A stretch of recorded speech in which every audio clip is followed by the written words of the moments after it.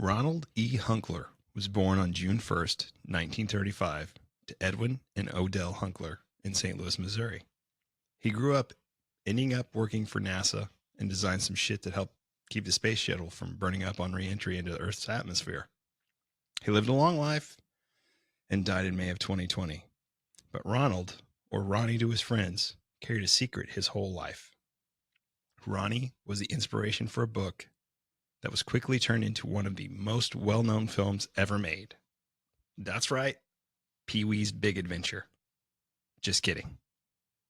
But today's secret word is The Exorcist. So if you hear the secret word, make sure you spin your head all the way around and scream real loud.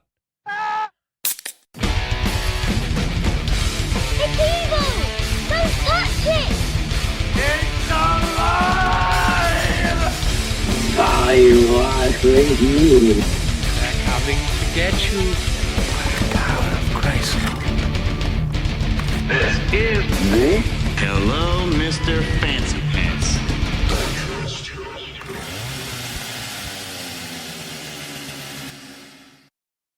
Oh my goodness, what's going on, my man? This is like back in the day shit right now, isn't it? This is kind of weird, isn't it? Just the duo. Just you and me and Bobby McGee. I don't know. This is fucked up. Yeah, we haven't done an episode on our own, and it's been like, fuck. We've been doing episodes with Lindy and Todd longer than I think we've been doing episodes alone.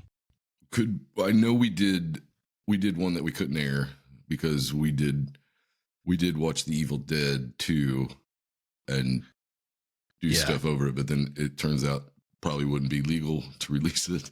Yeah. Because Sony already thought they owned music that you had made. So, yeah. Like, you're probably not going to get away with that one. No, sure, you're not.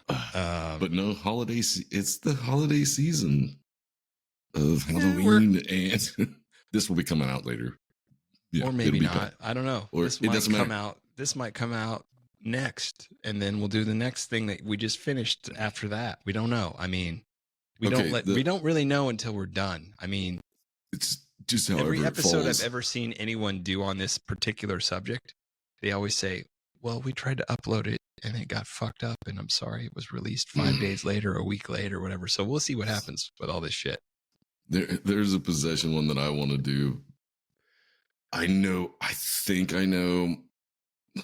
I mean, there was a movie made about it, but I think I know the reasoning behind it. But also, I do want to play the audio clips of her because it's just like fucking terrifying. That's not good, Matt. You don't want to do that because then you're like, you invite the shit into your house doing that shit, right? No. I don't think so. Well, let's hope not, right? Now, I don't give a fuck what you believe in. I mean, you can believe in God, you can be an atheist, you can be a Jew, you can be whatever. Do you? I don't care. It doesn't matter. All I can tell you is I do believe that the devil believes in you regardless. So, and I vaguely know this story, but I do know the movie fucking super well because it was okay. Well, they took a lot of liberties with the movie. Oh, they certainly did. Yeah, but yeah. I think what was it? Did we do? I think it was Todd's first episode when we were talking about like our favorite movies for Halloween, and I told you guys that I had watched The Exorcist like when I was a little kid, 7 or some shit, right? Yeah, because it was Top Gun had come out, and Dad had rented everything, and like I said, he would always put it up on top of the. Because my dad was a huge man. He was like super tall. Well, not super tall, 6'3", but anyway, that's tall big. for me because I'm 6 foot. Yeah. And he would always put the movies just up on top of the refrigerator because when you walk past the refrigerator, he's going out the door. That way you wouldn't forget them to take them back. Well, I'd watch Top Gun and then I'd give it to Dad. He put it up there. Well, the next day, Mom and Dad were out mowing and weeding and doing the shit that they do. And I climbed up there. And grab the first thing. You're like, I'm going to watch Top Gun again. I was like, this is definitely Top Gun. Yeah. It's like, I thought you were gay watching those fucking Navy boys fucking play volleyball shirtless on the beach. It's like, I feel a need for speed. And so popped it in, but it happened to be The Exorcist. And by the time they got inside, and it was almost over. I mean, seriously, because Mom was like, "You got to shut that off." And I was like, "I ain't made it this far." Oh shit! And I also remember, like RoboCop when it first came out. Like a lot of people don't realize that how violent that fucking movie was. Oh, dude, it was. I think it was supposed to be rated X when it came out, right? Well, it was definitely rated R, but I watched it with my dad. Yeah, And then he was probably like, "Oh shit, it's probably bad." no, he didn't say anything. I just remember laying in bed whenever he was watching it with Mom later that night, because like Mom was like, "Oh, let's watch a movie." So and I could hear my mom from my bed. And she was like, "You let Matt watch this?" And he goes, "He's watched worse than this." I was like, He's seen right. The Exorcist. He's woman. actually right, Mom. Awesome. So it was always those parents that were like, "You're not allowed to watch rated R movies." And I was like, the only reason why I kept my kids from watching certain movies because I thought that it would keep them up at night. But my daughter is worse than me. Really? She watched The Exorcist and she gave it back to me and said, "I thought it was boring." I was like, "Was you not paying attention?" She goes, "No, I watched the whole thing. I just didn't think it was that good. I didn't think it was scary at all." But she thought Wow. Annabelle Creation was scary. It's like, okay, so you got the little doll complex. You got that from Crystal. Yeah. Yeah. I bet if she watched Trilogy of Terror, she would fucking no, or Child's Play or some shit like that. Here's what you need to do. You need to get your sister Crystal to sit down with your daughter and watch Trilogy of Terror. Trilogy of Terror and just record it. Yes. Because Chris will just be like, "Nah, mm-mm. Not happening. Nope. Oh. All right, let's get on with this shit because I don't think we can get through this in one episode. Okay, You ready? I am ready to rock, dude. All right. So all this info that I got came from a book called The Devil Came to St. Louis. And this is the uncensored true story of the 1949 exorcism, written by Trey Taylor. He's done about 4 different versions of this book. And this particular version was not released until Ronald died because he swore he would never release his name until after he'd passed. Well, I think To keep his identity secret. I think his identity was revealed, but it wasn't because he did it. I think somebody did figure it out, but it wasn't until way later on. As far as I know, man, 2020 was when, I mean, he was always been referred to as Ardo, or there's another pseudonym that they put in there, just R. Okay. Well, it could have been. But Instead of knew, Ronnie, I think it might have been started with an R. I mean, it just I don't recall, but probably where they got Reagan from because they both start with R's. But yes. I knew it was a boy from St. Louis, not a girl from what was it, San Francisco. Yeah, and actually, this story does not start in St. Louis. Oh, it doesn't. No, his Okay, parents I'm were ready. from St. Louis, and it goes to St. Louis, but that's not where it starts. Okay. So, so like I said, Ronald's identity was protected by the exorcists and the church for decades. And then after his death in May 2020, his name was released. Ronnie to his friends, E. Hunkler, was born June 1st, 1935 in St. Louis. His parents, Edwin and Odell, met in St. Louis, where Edwin worked with Odell's father. James Copus was his name, as a machinist with Edwin's brother-in-law, Eugene Hendricks Jr., who was married to Edwin's sister, Matilda, or Tilly, as she was known to her friends and family. You don't get a lot of Matildas these days. No. So Edwin moved his family, Odell and Ronnie, to Cottage City, Maryland in 1935 to work as a machinist in the war industry. This is right during World War II era. Yep. So a year after they left, Odell's mother, Anna, moved in with them after her husband, James, died. Now, Odell was just a homemaker, typical for the times. And her mother was a constant presence in all of their lives. She was born in Germany, and her English fucking sucked. So Anna constantly had to translate for her. Well, at least she got the fuck out of there. Yeah, before all the shit went down. Yeah, right. Now, both women were devout Lutherans, always attended service at St. Stephen's Lutheran Church. And Ronnie grew up as an only child from age 4 with both of these women fucking just giving him a hard time, basically. His mom was really overbearing. His grandma smothered him. So you could say this boy did not have the best childhood. It does sound like the making of a serial killer. I mean, we've been through a lot of them right where in the same vein and overbearing mothers and and also with some of the other shit we've covered, like the Black Monk, stuff like that. You've got a kid when this stuff starts. You got a kid that's right at adolescence, teenage years, freaking ready to go through puberty, troubled. Yes, he was always considered a loner. Didn't have a whole lot of friends, and he got picked on all the time. Kids suck, dude. Kids can be brutal. I know. That's one of them. It's just part of life, man. Yeah. So Edwin, Ronnie's father, his side of the family, they were really close. So they would travel to St. Louis often, which was really rare for the time. They would take the train back to St. Louis to see his family. And as he grew up, Ronnie became really close with his Aunt Tilly, who was Edwin's sister. And there's been a lot of speculation that inappropriate shit happened between them, but there's nothing to back any of that up. I think it was Tilly was an escape for Ronnie from his mom and his grandma because she wasn't as overbearing and she just kind of gave him a little more freedom. So you think that was just kind of thrown in there, just kind of spruce it up a little bit, maybe? Oh yeah, okay. All this shit about a Ouija board that she gave him, and she was a spiritualist. All bullshit. There was no Captain Howdy? There was no Captain fucking Howdy. Okay. No. Great song. So at age 13, Ronnie was in the middle of 8th grade at Bladensburg Junior High in January of 1949 when he was removed from school. And then he did not go back for the rest of the year because an incident occurred where he was sitting down at a desk and it started moving on its own.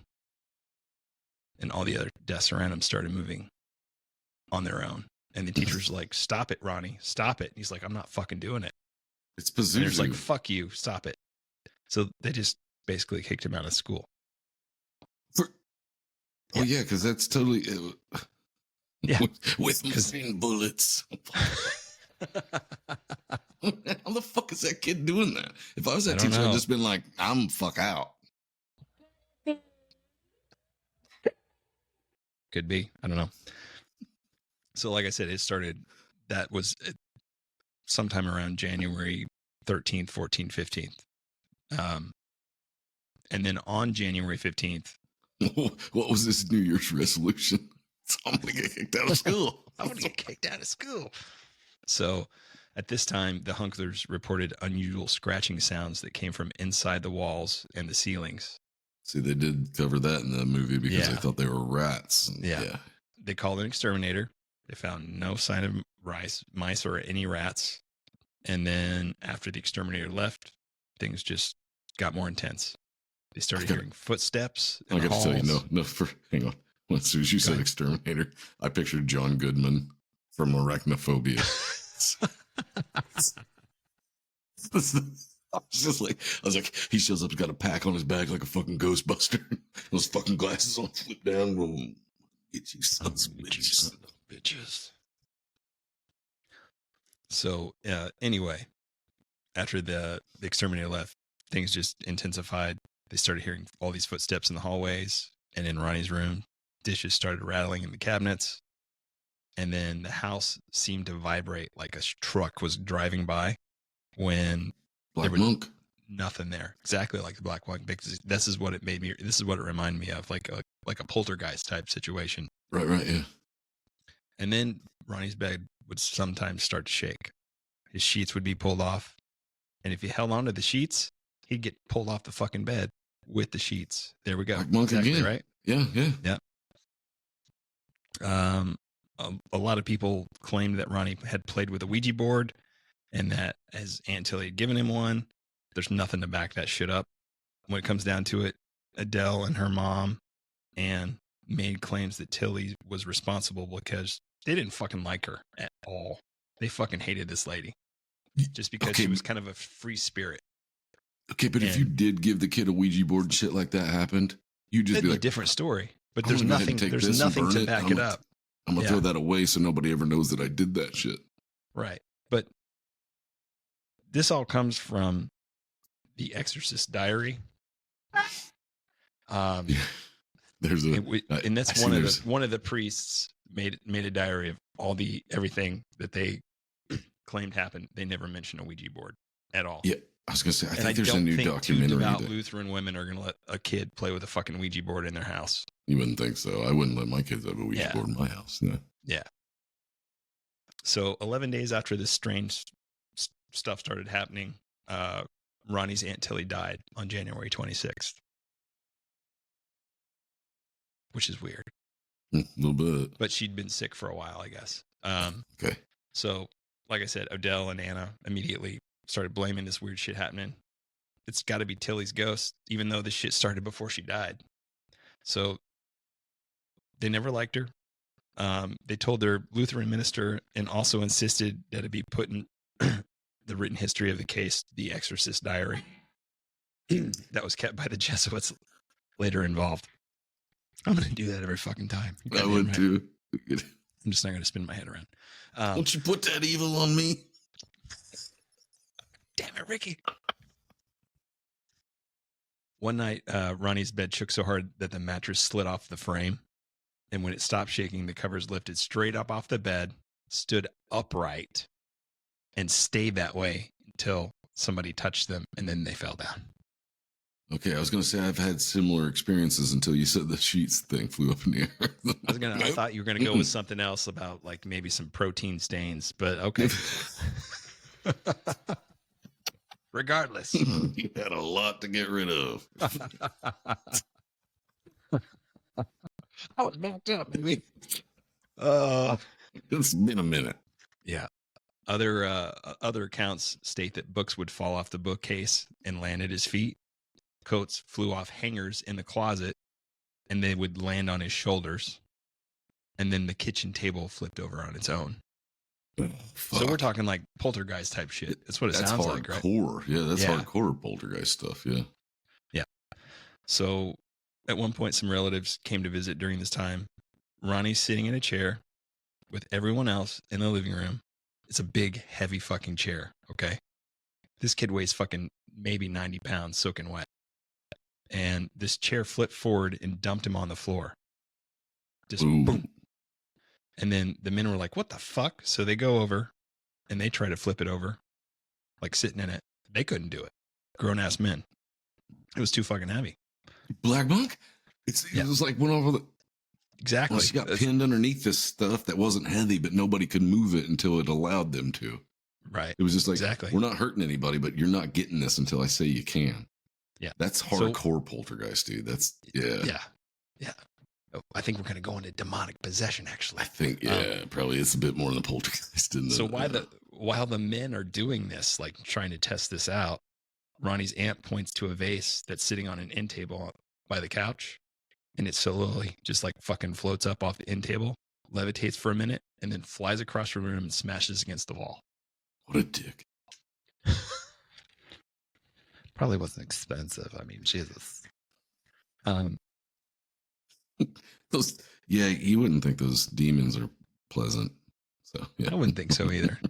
Yeah. Probably just something they do. It's like, oh, yeah, you think that's bad? I'm also going to just put a little dirt in the wound. Ronnie's parents would wake up to hear him screaming in the middle of the night, rush to his room. And at one point, they see a heavy dresser slide across the floor and block the door behind him on its own. They put that in the movie. Yep. So, yeah, they did take liberties. It but happens they did more than once. That was the first time this has happened. Then the dresser drawers briefly begin to open and slam shut on their own for about a minute. And then this stops. And okay, at this point, they're kind of like, what the fuck, right? You think? Yeah, I think so. Probably long before this. So soon after that event happened, Ronnie's family goes to visit some friends, and Ronnie sits down in the rocking chair in their house, and it begins to spin around on its own. Like his feet are off the floor. His feet are in the chair. 8 people saw this happen. So it's not. It's. I think this kind of goes back to what Lindy was saying. It's like sometimes it's not a place that's haunted; it's a person. It's a person. Yeah. And then it's tagging along with him because it's already attached itself somehow. However, it got in. Fuck. Yeah. This so is, it's Halloween time. Ronnie's mom and his grandma are fucking flipping out at this point. They bring in a spiritualist to get rid of whatever is afflicting Ronnie without any success. So then they go talk to their Lutheran minister named Reverend Luther Schultz, and just to try to get rid of the weird shit happening. And he went on record in the Exorcist diary stating that he witnessed furniture move in the house, dishes fly through the air, glasses break. He was pushed by something unseen, and he saw Ronnie's bed shake and vibrate on its own. While Ronnie just basically laid still in it. I've got nothing even close. Did you got pushed or tugged or something that one time we used to go hunting? Like was something tugged on your jacket or something like that? Yeah, it was my backpack. I had a backpack or your on. Backpack? And I felt something like just like it like pulled me back like about a step, and I was like, "What the fuck was that?" It freaked me the fuck out. As it would anily, I would think. Yeah, that's. Yeah. I've never been close to anything like that, like physically, like getting a hold of you. That's where you're. That was like, my last ghost hunt, buddy. That was my last one. I was like, "Fuck this shit." That's most people's last ghost hunt. Yeah, it's like, okay, so yeah, okay. No, I got enough proof. I didn't get it on video, and I don't fucking care. I'll let other people do it. Yeah. So over the course of all these events happening, Ronnie starts acting more distant, cursing. His entire personality starts to change in a matter of like weeks, like 2 or 3 weeks.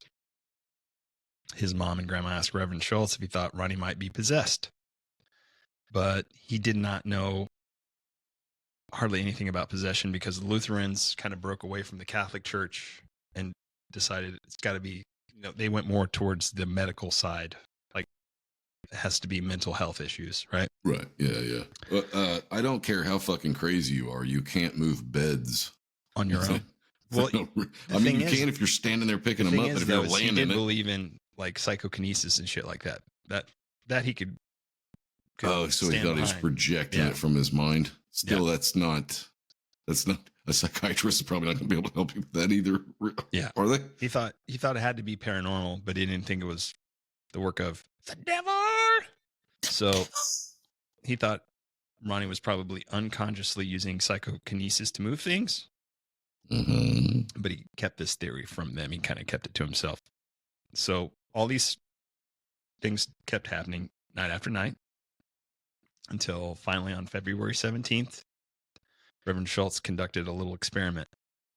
He got Ronnie out of the house, away from the family, took him to his house to observe him overnight. And he got his wife to sleep in the guest room. And in his main bedroom, they had twin beds. It's like fucking Brady Bunch era, right? Right, yeah. So he's got Ronnie in one bed, and he's sleeping in the other bed. That's 10 minutes. Better than the last episode we recorded. Right?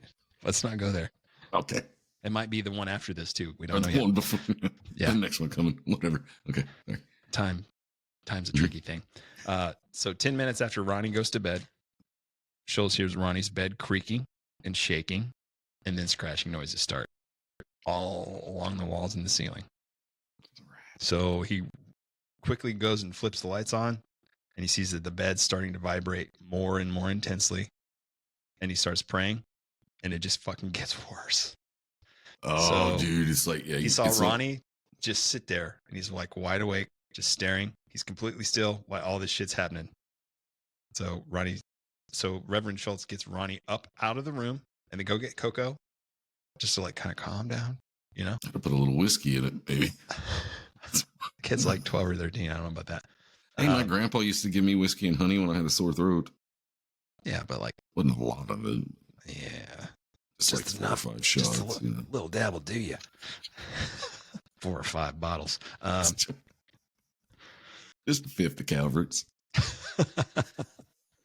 So they get Coco, kind of just talk for a minute, and then they go back to the bedroom and he tries to get Ronnie to go back to sleep in a really heavy armchair. he leaves the lights on, and he's watching Ronnie in the chair, and it slowly begins to move backwards and forwards several inches at a time. Just sliding on the floor. And Schultz says, okay, get your feet up off the floor. I want to make sure this is not you doing this. I want to see your full weight in the chair. Just kept moving back and forth until it finally just slams into the wall and slowly tips over. And it knocks Ronnie onto the floor. Ronnie had fucking sat still in the chair the entire time, just staring forwards, kind of like he was in a trance. Holy! I wonder what the deal is with the like demons, ghosts, poltergeists, or whatever. What their deal is with furniture or cabinet doors? Is it as they build your paranoia or fear, they can get stronger? Is that kind of? I don't know if that's the thing. I don't know if that's correct. It kind of seems like I don't know if there's certain kind of like maybe like parameters better made furniture. They like that better. I'm not sure, Matt. I just wondered. No fucking clue, man. It's now we gotta. I think the more they scare you, it's like the boogeyman. Like the more they scare you, the stronger the more power they might have. Maybe the more you believe in them, then Freddy Krueger shit. Yeah. Oh yeah. I can't come back if they don't believe. Can't come back if they don't believe. So at this point, Reverend Schultz makes a pallet on the floor for Ronnie to sleep on, and they go to bed. And then around 3 a.m., Schultz wakes up to see this pallet slide slowly under the bed while all the blankets remain unfolded. They're just flat as can be, like nothing's moving them. They're just like fucking kind of like levitating almost. And he yells at Ronnie, says, stop that. And then Ronnie wakes up and fucking just like it's like he's in a trance, and he's at this point, he's under the bed, and he's like just hitting his head on the top of the fucking bed springs over and over and over and over and over again. What the fuck? Yeah. How about that? They need to redo this movie, or maybe that new one will be. I don't know. We'll see. This shit just continues to escalate, man. We're only to February 26th. Wow. That's when the strange markings started appearing on Ronnie's body, like scratches, like cat scratches. Yeah. And some start to resemble letters of the alphabet. Supposedly, it was at this point that the Hunklers reached out to the St. James Catholic Church in Mount Rainier, Maryland, where they spoke with Father Albert Hughes, who listened to their story, gave them holy water, some blessed candles, told them to sprinkle the holy water around Ronnie's room, light the candles when anything weird happened. So that night, I think we've learned in the past on some episodes is like, don't try to do an exorcism if you're not prepared to do it, because you're just going to piss them off more. I think it was more of a deterrent. It was supposed to be like a deterrent for them, because they're not Catholic. They're Lutheran. They're not Catholic. So we can't help you then. Yeah, you're not Catholic. You're not, we can't be bothered. Well, it wasn't that. It was like, try this first. So that night they go to bed. The bottle levitated off the dresser and smashed against the wall when Adele lit one of the candles. The bottle of holy water levitated and smashed against. Okay, see, that's powerful there, though. I got to imagine if that's a demon, that's a super strong one. If they're able to do that with holy water, yeah. And then when she tried to light the candles, the flames shot up to the ceiling, so she put them out. Man, it's like Cain. It's like Cain walking into the. It's when Cain enters the wrestling ring. Yeah. Some stories say she called Father Hughes and he came to the house, but it's all bullshit. Like it, some people say that that's when Ronnie started speaking in Latin, and that's when Hughes contacted his archbishop. That's all bullshit. None of that shit happened. Reverend Hughes never met Ronnie in person. This book it goes into fucking exquisite detail on everyone involved in this story. Right. And I mean, like, it gets boring in parts because it's like, I don't really want to fucking know what Reverend Hughes's mother had for dinner on when he was 7 years old. Tell me about it, dude. Some of them I've read. It's like, what's this got to do with what I'm researching? This guy really did his fucking homework. So if you really want to get involved in this, I really recommend you go pick up this book. It's on Amazon by Troy Taylor. We're not we're not even fucking close. This might be 3 parts if we keep talking like this. Okay. I'll let you get in it. The very first diary, Exorcist diary, states that on February 26, scratches started appearing on Ronnie's body for 4 consecutive nights. Words. The letters were clear and seemed to have been scratched on his body by claws. Ronnie's mom decided that maybe a trip would help stop whatever was happening to him. So she said, hey, let's go visit our family in St. Louis. And then the word Louis appeared on Ronnie's ribcage and scratched out letters. On March 5th, Ronnie's parents took a train to St. Louis. The very first night, he was staying with his relatives. I think it was his father's brother. That's the house they were at. No, I'm wrong.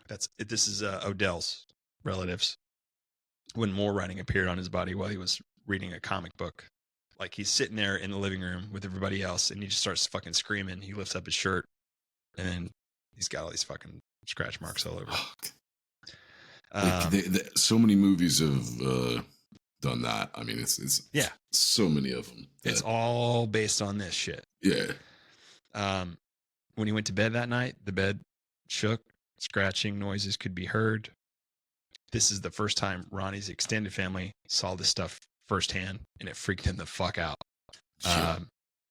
So March 8th, that's at this point, Ronnie and his parents had relocated to Ronnie's uncle's house, located at 8435 Roanoke Drive in Belnor, which is a suburb of St. Louis.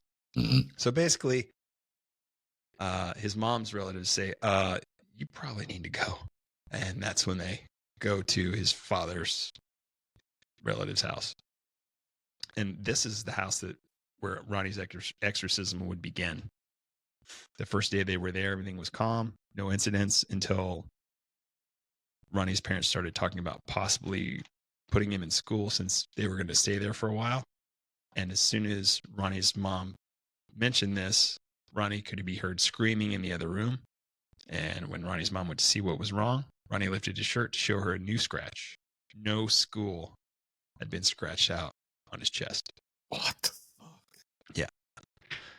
That evening, Ronnie slept in his cousin's room. When his cousin Neil started screaming after they'd gone to bed, both the couples ran upstairs to find both boys on the bed while the mattress slammed up and down and the bed slid across the floor.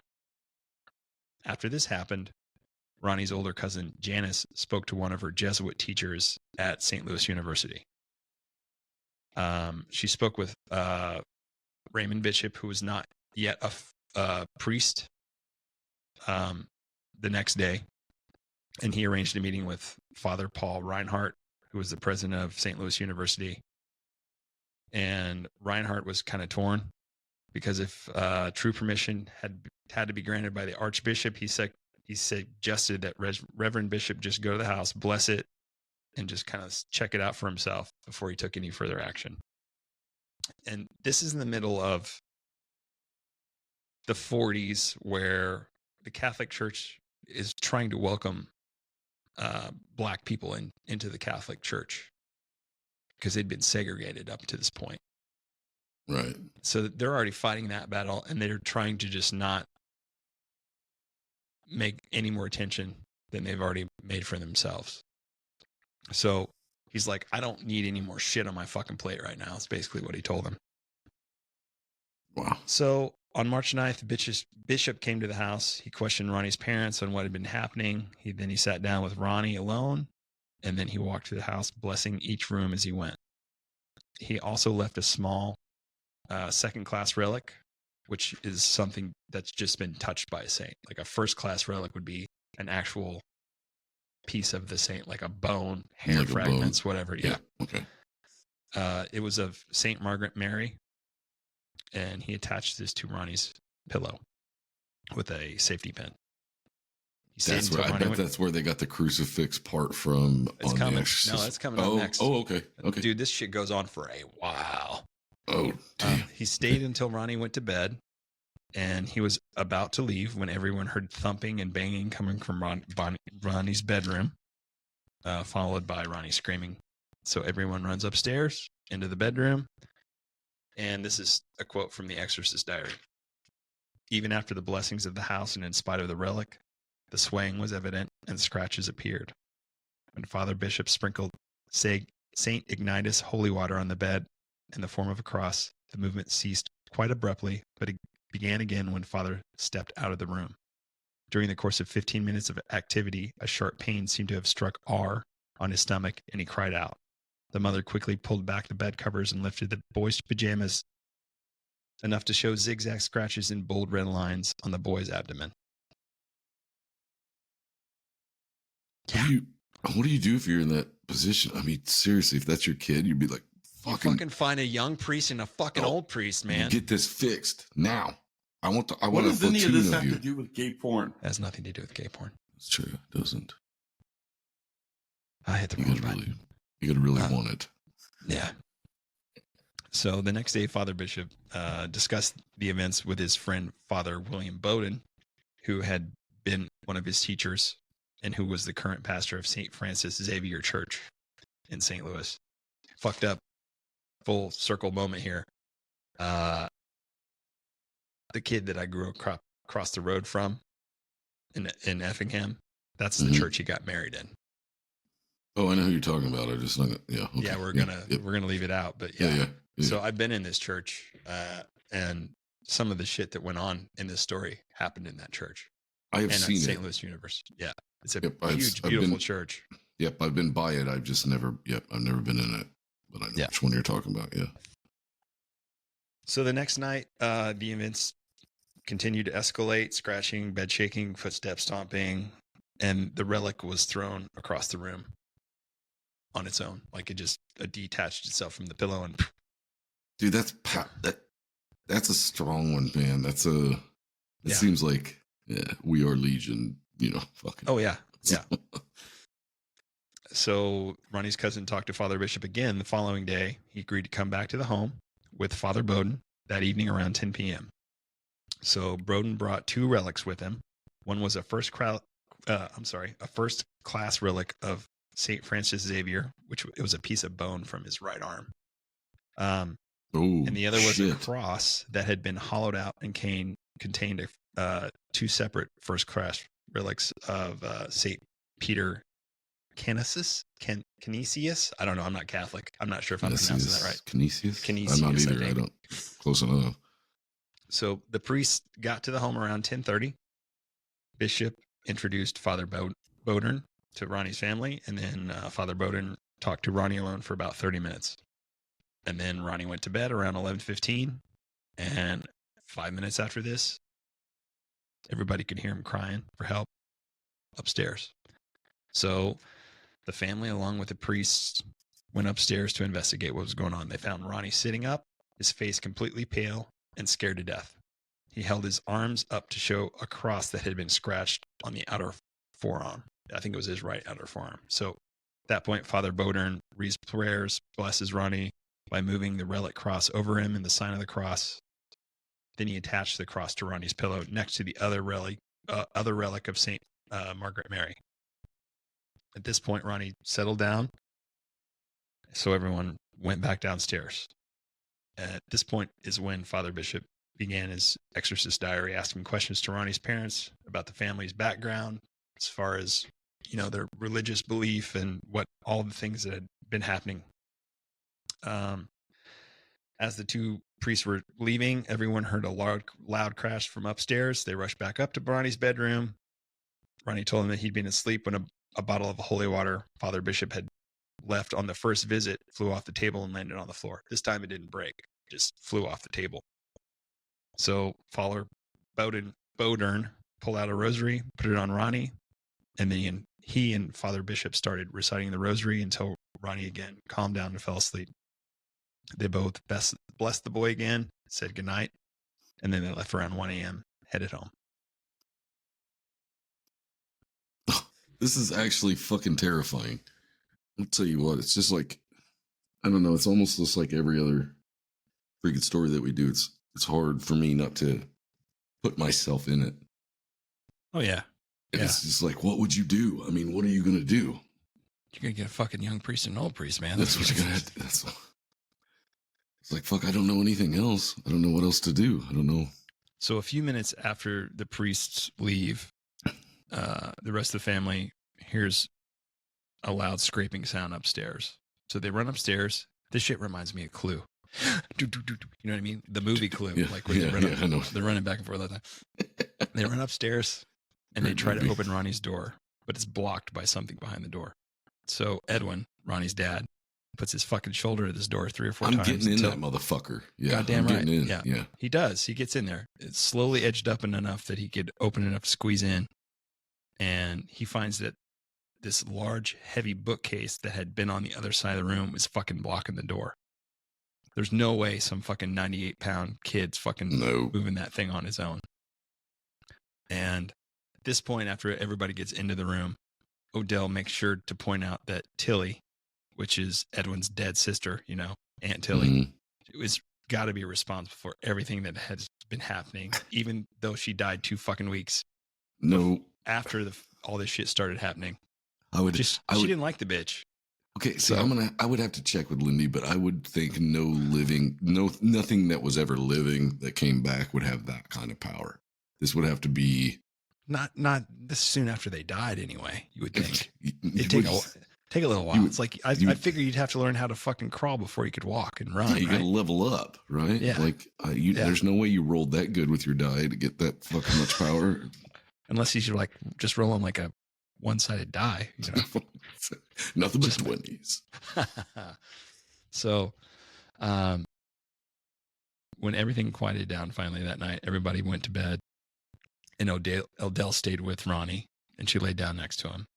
And then, sometime later that night, there was a stool next to the bed, and it just fell over, and the crucifix that Father Bodern had put on Ronnie's pillow started sliding underneath the covers and slithering on its own.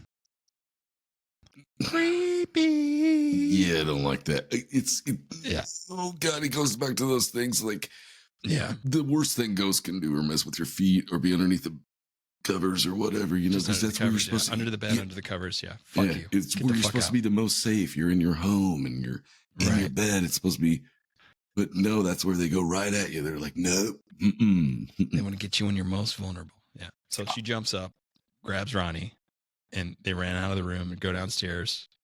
And the whole rest of that evening, they slept with the rest of the family on the living room floor. There's so many stories like that too. That the Conjuring, when we did that, the true story of the Conjuring, where they all slept in the same room.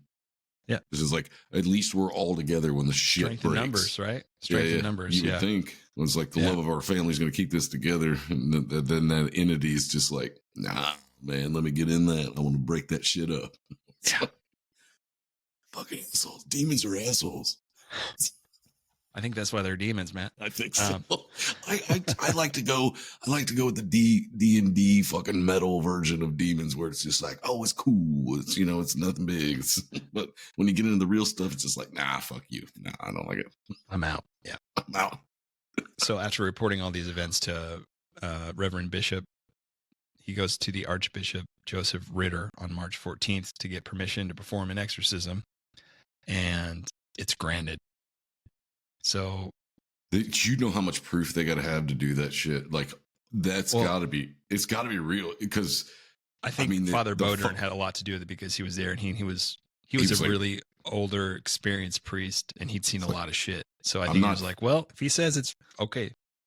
It'd be one of those things where he walks into the Cardinals, like, I am not fucking around. Yeah. This shit's real. And there's like, oh, he's cussing. It's got to be. Okay, let's just grant it. Yeah. The only stipulation he has, like, keep it quiet. Just fucking keep all this shit quiet. We don't want anybody to know. Yeah. Exactly. Like I said, we got enough shit going on with the the segregation shit that we're trying to fix. Yeah, so, that's way worse than the diddling of children, but yeah. I still got the last episode of or the future episode. Well, you're fucking shit up. You're fucking my head up. So Father Bodern was selected to perform the ritual Romanum, but he insisted that Bishop continue his exorcist diary because it could be helpful to anyone placed in a similar position in future cases, because at the time there was fucking nothing current. I mean, right. We're talking about shit from like 300 years ago. was all they had. So the quote unquote exorcism of Roland Doe began on Wednesday, March 16th in that house on Roanoke Drive in St. Louis. That afternoon, Father Bodern Drive is. Yep. So that afternoon, Father Bodern asked a former student named Walter Halloran if he would drive him on an errand that night. And Bodern didn't think anything about it because Father Bodern couldn't drive at night and he frequently ran him on errands. So he's like, yeah, no problem. So he picked up Father Bodern and Bishop around 9 p.m. and they drove to the address that he gave them.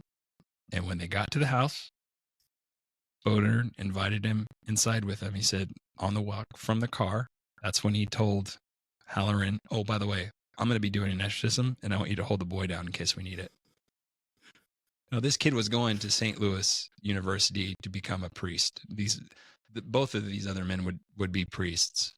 At least the young priest in The Exorcist was a fucking boxer. I mean, well, this kid was like, he was an athlete. He was super ripped. That's why they brought him along. So is that why that might be why they used the dude being a former boxer as they needed a muscle. In The Exorcist. Yeah, okay. Yeah. So they came to the house. They told Ronnie that they were going to do some special prayers for instances such as his. And they would be conducting these tonight, and Ronnie kind of just nodded that he understood, and his mom got him ready for bed. And when he was in bed, the three men went upstairs with 2 copies of the Ritual Romanum and a bottle of holy water. They entered the bedroom, followed by Ronnie's also mother. Wanted a bottle of Jim Beam. I would have one, maybe 3. Blessed, of course. Well, yeah. That's yeah. So they went up. And then Ronnie's mom and his aunt and uncle followed suit right behind him. His dad wasn't there. He had to go back to work. So he didn't lose his job. So he'd gone back to work at this point. So keep making money to pay for this shit. Yep. So Bodern comes in, makes the sign of the cross, sprinkles holy water on Ronnie and the bed, kneels down on one side of the bed. And then Bishop kneels down on the opposite side of the bed.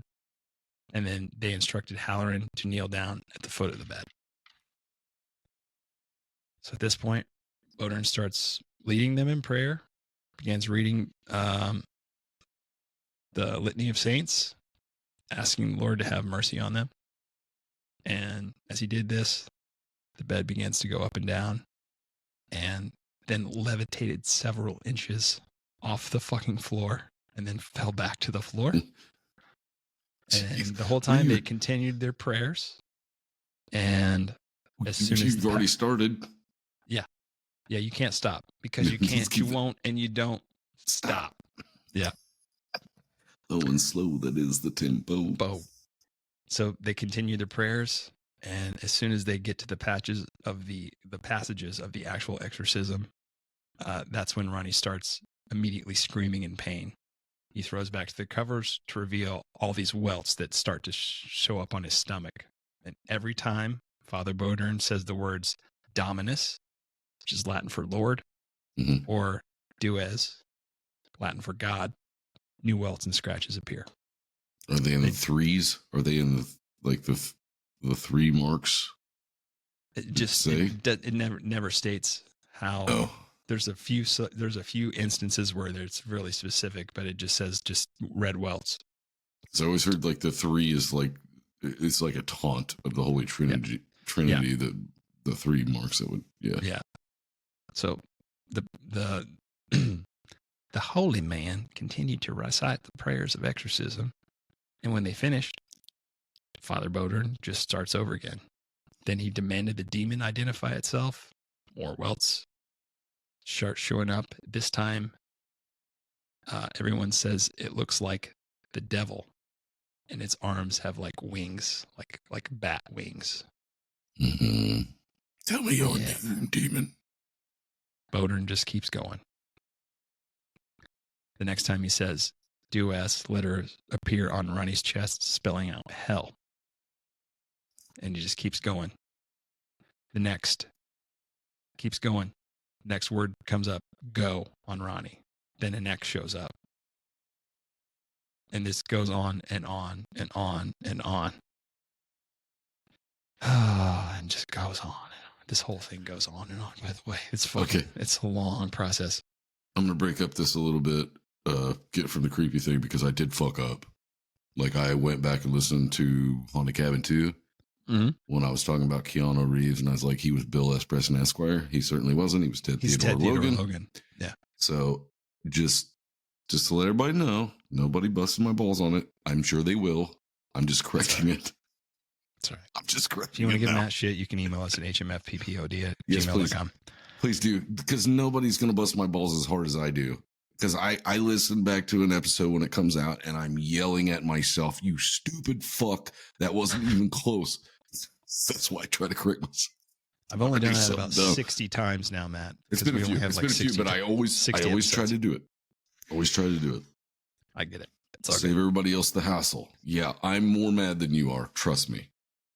Are you good? Yes. You feel better? Yeah, a Okay. little. All right. So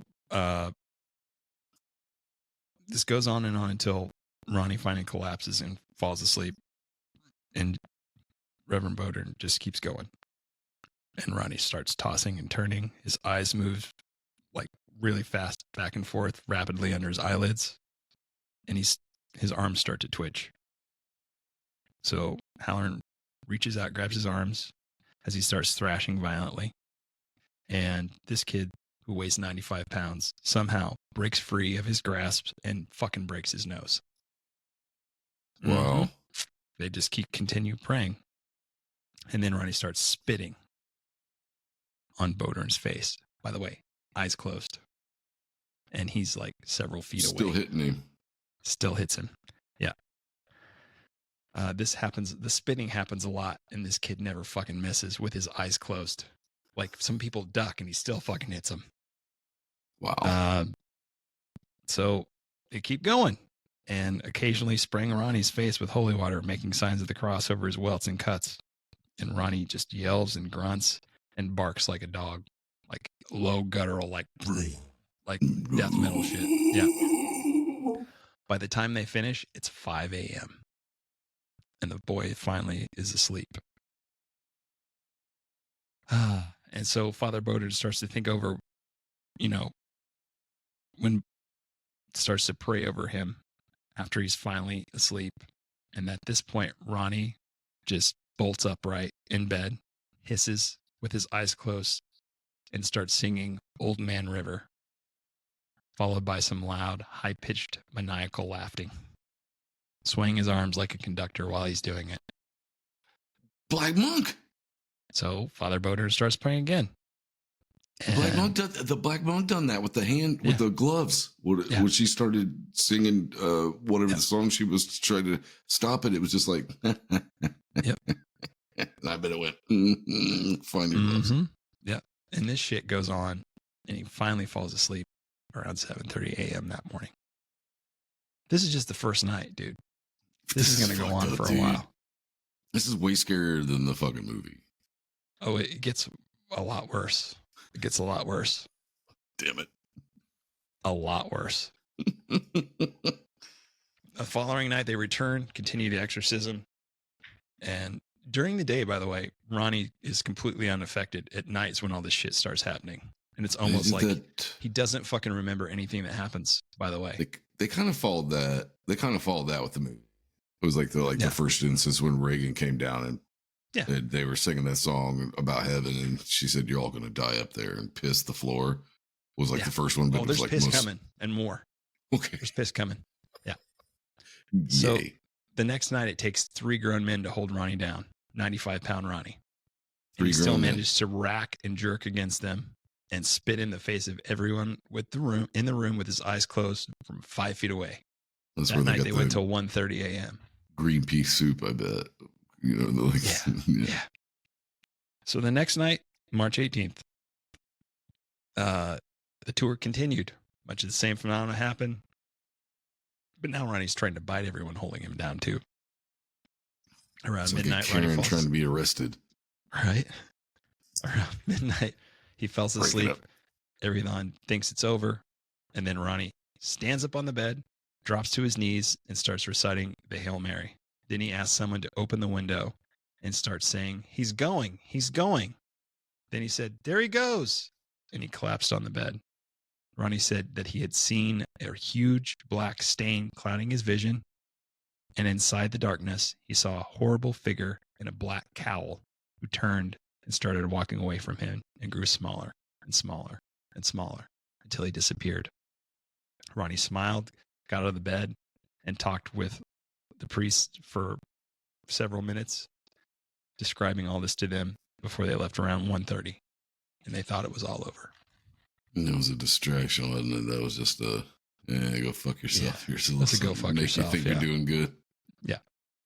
After they'd all gone home, and Father Bowden's back at the rectory where he lives, his phone rings around 3:15, and it's Ronnie. He's screaming through the phone that whatever it was, it's coming back. So Father Bowden quickly gets dressed, quietly walks downstairs, wakes up Halloran, and says, "We're going again." And they call Bishop, pick Bishop up on the way, and they can go back to the house and continue the exorcism, where they stay until 7:30 a.m. when Ronnie finally falls asleep. By the way, these men were all secretive about this. They didn't tell anyone what the fuck was going on.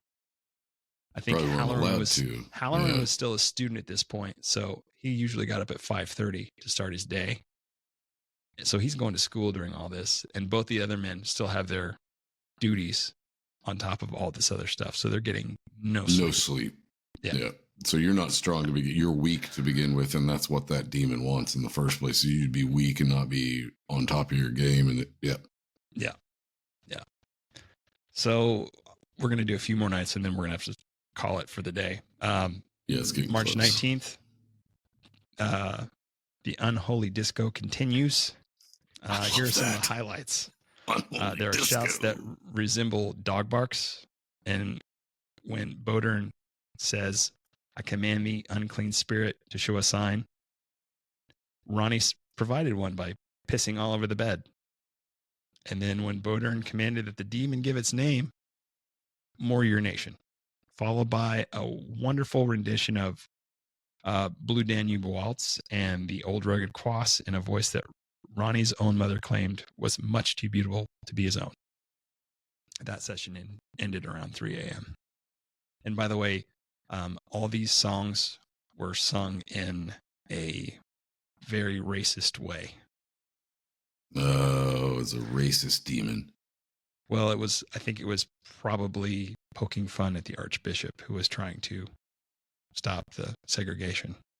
Oh, well, yeah, to get at them. Yeah, get under their skin. Get them mad. If they're mad, then they're not being holy anymore. Trying to push buttons, trying to find something. Yep. So the following night, Sunday Fun Day, March 20th, they continue with more yearning for urine. And but this time it smelled so rank they had to open the windows, and Ronnie starts cursing at them, and his voice goes like full Tom Araya, from like really guttural low to screechingly high pitched. Angel of Death. Some of the events that happened that evening, Father Bishop refused to record because it was too offensive to be put in the diary. But he suggested fuck that. No, you should have been recording all that shit with the Mother Mary, perverting the rosary, and gesturing masturbation. Everything died down that night around 2 a.m. Got that from that. They got that part from The Exorcist, or for The Exorcist too. I bet that's why they took that. Do you know what she's done? Your cunting daughter. Let Jesus fuck you. Yeah. Spoiler alert! If you haven't seen The Exorcist, by the way, glad you haven't seen it. You need to get on the ball. It's fucking awesome. It's older than we are. It's 73, man. Yeah. So at this point, the priest suggests that Ronnie be taken from the home because everyone's fucking exhausted. So the next day, they admit Ronnie allegedly they do this kind of a what's the fucking word I'm looking for, without revealing his identity, to the Alexian Brothers Hospital in a security room. And by security room, that's what they called the loony bin, basically. Instead of a mental ward, they called it a security. So this bed that he was admitted to had leather straps on the bed, bars on the windows, and there was no doorknob on the inside of the room. So you couldn't get out if you were in. Somehow Yeah, so let you out he's from the strapped. outside. Then it's basically in a straitjacket. Might as well Strangely, be. though, nothing really happened that night other than he had some bad dreams. So, but no activity happened that night. So the next day he returns to his aunt and uncle's house. And that evening, same shit starts up again. And that's the night the priest suggests that Ronnie be converted to Catholicism. Okay. Because they think he would have a better chance because the whole ritual Romanum is based on the Catholic faith. It's Catholic faith, yeah. Yeah. And Lutheran's like a, third cousin to that. But I think his father, Ronnie's father, had been Catholic and converted to Lutheran for his wife. I think that's right. I could be wrong. If I am, sorry.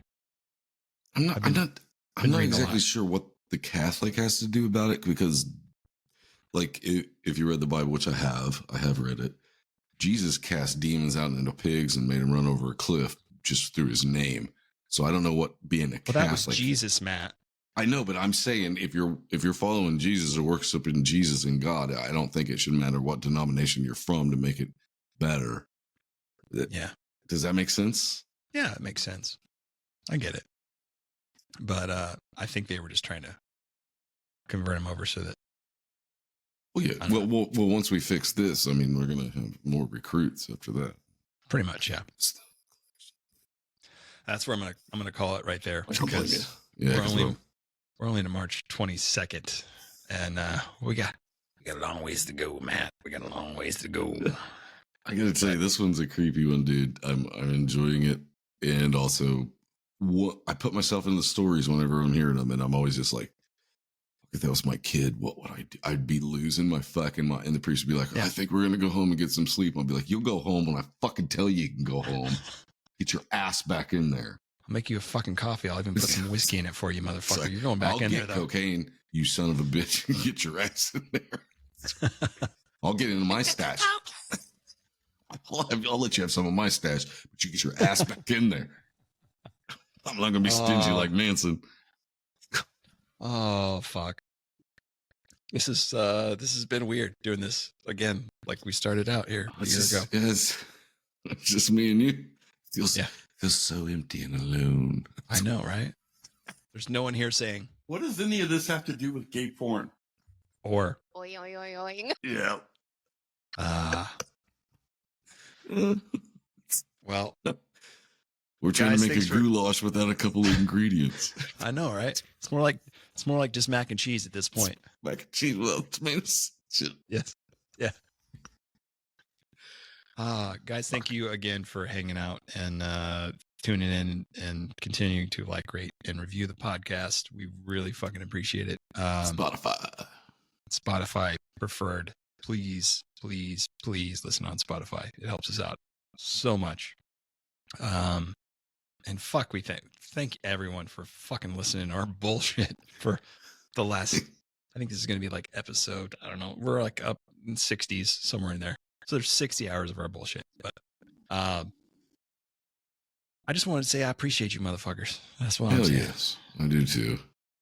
And if you got anything you want to share, man, just email us. Hit us up on Instagram, Facebook, HMFPPOD, or email us at hmfppod@gmail.com. That's all I got, Matt. What you got? You got anything? I'm Spar. I'm Zach. Later. And we will see you next motherfucking Tuesday. Later. It's evil! Don't touch it! It's alive! I was with you. They're coming to get you by the power of Christ. This is Hello, Mr. Fancy Pants.